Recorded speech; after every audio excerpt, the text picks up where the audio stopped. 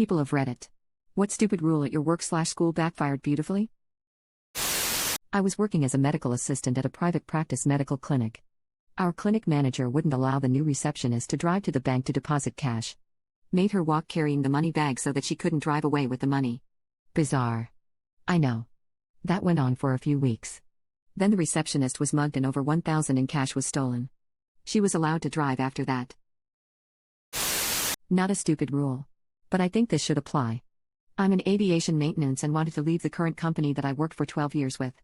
During my interview at the new company, I was asked why I was thinking of leaving my current job, being that it was a good and reputable company. I said new management is all about efficiency and not the one thing aviation maintenance is all about: safety. Interviewer liked my interview and assured their company doesn't cut any corners in safety versus cost. I get the job. Fast forward 6 months or so. I'm the new guy. So I get the short end and have to work Christmas Eve. Should be a short day. Boss's plane is coming in from Cabo to drop off chartered passengers. Fill up on fuel and take him and family to their vacation home in Aspen. Plane arrives, and as I'm doing my post-flight walk around, I see a big problem that forces me to ground the plane. Boss is clearly not happy. Attempts to force me to make an unapproved repair. I deny to do so and I'm sent home. Sweet. I didn't quit.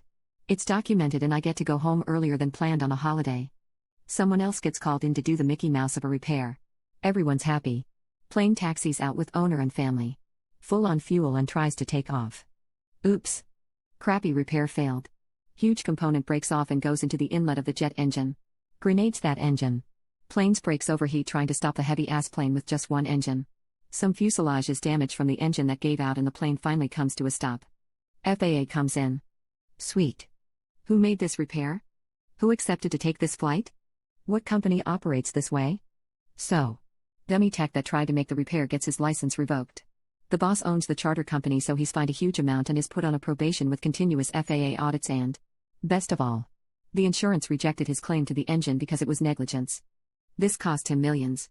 And they couldn't fire me. I got to tell the story over and over and over with a big smile on my face. I worked at Starbucks for like 5 years before and during undergrad, and at one point our district manager thought it was a good idea to implement a just say yes policy, where we literally weren't allowed to tell the customer no. Lasted for about 3 months, and in that 3 months our unaccounted product and waste went up over 300% because when the POS didn't have a way to punch in a customer request, we had to just do it anyways. We also got complaints from stores in surrounding districts because they had angry customers who were requesting things that were against local food service code, and told them that we did it for them at our store. I knew exactly how that policy was going to play out, and I just laughed every time management was freaking out about the problems it was causing. My spouse's workplace realized they didn't have a policy about sending sexual images or jokes as part of their email acceptable use policy. So they added it. Except they made it a firing offense to send or receive sexual content. I think the intent was to stop people from subscribing to such content.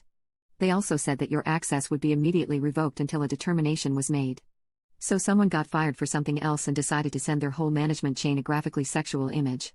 Then report it using the anonymous tip line. IT got the report. Concluded they did indeed receive sexual content. And did as required, suspended all the involved email accounts, including the SVPs. The policy has since been reworded. The bottom floor of my secondary school was a square that had corridor all the way around. After some incident where a kid got knocked over, they implemented a one-way system. Unfortunately, they were very strict on enforcing it. If you accidentally walked past your class, you couldn't just turn around. They seemed very proud of their new rule. Until everyone started showing up late for class because they had to do extra laps of the bottom floor. Couldn't buy drinks at lunch with cash money. Had to buy some voucher. They were just cheaply made laminated pieces of paper. This was 2001. I was 13 and bored. Scanned the vouchers and printed them out on paper that kinda matched the color of the vouchers. And laminated them myself. They were horrible made and not even the right color on the backside. Also crudely cut out. I made about 100 of them. Have passed them out after I tried paying with them for myself and encountered no problems. Made some new friends and up production. Took them about 3 weeks to find out, but by then the fakes ones had intermingled with the real ones and had already been resold to students via the student office. About half of the vouchers sold were fakes. Drinks were cash only from then on. They had no choice to accept the fakes one for a little while longer though, as they had sold and charged for some of them. A long while back. But my school banned the color pink because a bunch of students were wearing it one October and they thought it was a gang thing. It was for Breast Cancer Awareness Month. The rule didn't go well for them. A place I used to work had a rule that executive level staff needed to be contactable when on leave. So they had a section on the leave form for the address of where you'd be staying and a contact number. Some knuckle shuffler in HR decided it applied to all staff and the shenanigans began.